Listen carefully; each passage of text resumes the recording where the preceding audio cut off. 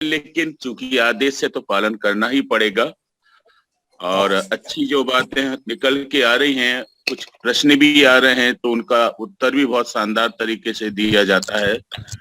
Summer संघ की ये जो यात्रा है पिछले 10 महीने में जितनी प्रगतिशील हुई है, हमारे साथियों को शुभकामनाएं, और उनके जो लगन है, परिश्रम है, उसको भी हमारा बहुत साधुवाद। मैं अपनी तरफ से 3 चीजें इसमें जोड़ना चाहता हूं। पहली चीज तो ये कि जो जागरूक इंसान है उनको समझाने के लिए इशारा ही काफी होता है और वो जुड़ जाते हैं, और एक जुड़ाव है वो रुकेगा नहीं, निरंतर बढ़ता ही जाएगा। समर संघ जो अतीत में जितना गौरवशाली समर संघ था, वर्तमान में हम लोग जो प्रयास कर रहे हैं तो उम्मीद करते हैं कि भविष्य में भी हम उतने ही गौरवशाली हो सकते हैं। रही चुनौतियां, कुछ एक कमजोरियां, या ये कहा जाए कि कुछ एक ऐसी बातें जिन बातों को हम चाह के भी पूरा नहीं कर पा रहे हैं, तो धीरे धीरे करके उम्मीद रखते हैं। जैसा सभी लोग जानते हैं कि मैं तो जेल में अधीक्षक हूँ, और जो कैदी होते हैं वो समाज के असामाजिक तत्व, अपराधी लोग होते हैं। मैं उनमें भी उम्मीद रखता हूँ कि वो एक आदर्श नागरिक बनेंगे। तो उम्मीद हमको नहीं छोड़ना चाहिए कि हमारे लोग जो वंचित वर्ग के हैं, जिन लोगों के अधिकार छीने जा रहे हैं, जिन लोगों को आज संक्रमण काल से गुजरना पड़ रहा है, कि भविष्य उनका कैसे होगा, बच्चों का भविष्य कैसे होगा। तो अभी एक बहन जी ने पूछा था कि हम क्यों इस समर संघ से जुड़ रहे हैं, हमको क्या फायदा होगा। तो उनका एक ही आंसर है कि आप आदरणीय उधर भी साहब ने बहुत अच्छा उदाहरण दिया और बहुत अच्छी समझाइश भी दी कि पहले हम देखें कि हमने क्या क्या नहीं लिया है आरक्षण के चलते, और लेने के बाद हमने दिया क्या है, बैक टू सोसाइटी क्या है हमारा। तो वो अगर आंसर देने लगे कर्तव्य के हिसाब से, लोग मानने लगे कि मेरा भी कोई कर्तव्य है, तो अपने आप में इस प्रश्न का उत्तर मिल जाता है। दूसरी बात, हमारे जिन लोगों के स्वार्थ हैं, अलग अलग संगठन हैं, अलग अलग झंडे हैं, अलग अलग उनकी अपनी जो चंदा कमाने की आदतें हैं, उन आदतों पे हमारा समर संघ बहुत भारी पड़ रहा है। मुझे जो लग रहा है 8-10 महीने में जो मैंने देखा है, अनुभव किया है, जिन लोगों से मैं जुड़ता हूँ, तो उनका यही कहना है कि भाई हमारा क्या कोई महत्व नहीं है, हमने क्या कुछ किया नहीं है, हम लोगों से आप क्यों नहीं जोड़ते हो। मैं नाम नहीं किसी संगठन का लेना चाहता हूँ, पर गाहे बगाहे में पिछले 30 साल से सक्रिय रूप से बहुत सारे, भोपाल से लेकर, अब चूंकि मध्य प्रदेश का रहने वाला हूँ और अभी रायपुर छत्तीसगढ़ में हूँ, 40 साल का मेरा सेवा काल है। तो इन सालों में मैंने सिर्फ यही चीज देखी है कि सिर्फ वहां पर लोग अपना अहम, अपना पद, अपनी कुर्सी और कुर्सी के संबंध से जुड़े जितने भी लाभ हैं उससे ही जुड़ा है।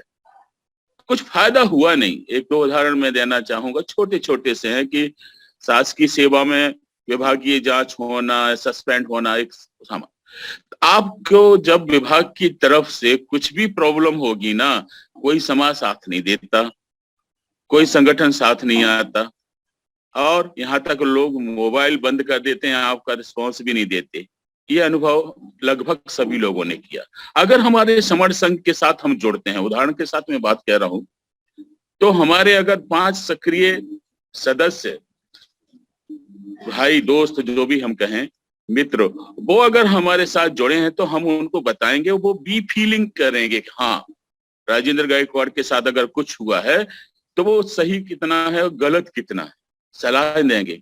नैतिक जो सपोर्ट होता है वो बहुत बड़ा मायने रखता है। संघ में जुड़ने का अभी जो मुझे अनुभव हो रहा है वो ये है कि जितना मैंने विश्वविद्यालय में सीखा, MA पास करके अपराध शास्त्र से, विधि विज्ञान से, जितना मैंने 40 साल की नौकरी में सीखा, उससे ज्यादा सामाजिक सरोकार क्यों और कैसे हो वे मैं समर संघ से सीख रहा हूँ। तो जो नए लोग हैं उनको हम ये बताएं कि समर संघ से हम क्या ले सकते हैं, क्या नहीं ले सकते हैं। भाई देखिए, अमेरिका में बैठे हमारे डॉक्टर साहब हैं, ब्रिटेन से बैठे हैं हमारे बहन साहब, इतने सारे विद्वज लोग हैं, इतने सारे जीवन की उनकी जो मैं समझता हूँ अनुभव की किताबें हैं, चलते फिरते इंसाइक्लोपीडिया हैं लोग। तो जब ये लोग समाज में अपनी आयु को ना देखकर, अपनी बीमारी को ना देखकर, अपना काम काज छोड़ के, बड़े बड़े बिजनेस को छोड़ के, और निरंतर हमारे परिहार साहब, हमारे उनको अपना गुरु इसलिए मानता हूँ कि वो सबकी क्लास लगा के, क्लास इन द सेंस मतलब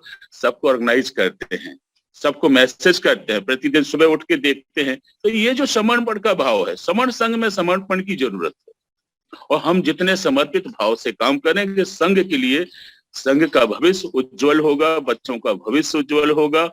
रहा हमारे छत्तीसगढ़ का, तो छत्तीसगढ़ में हमारे शिव मंगल जी हैं, और सहारे साहब हैं, डॉक्टर साहब हैं, मैं और 4-5-6 लोग और सक्रिय लोग हैं।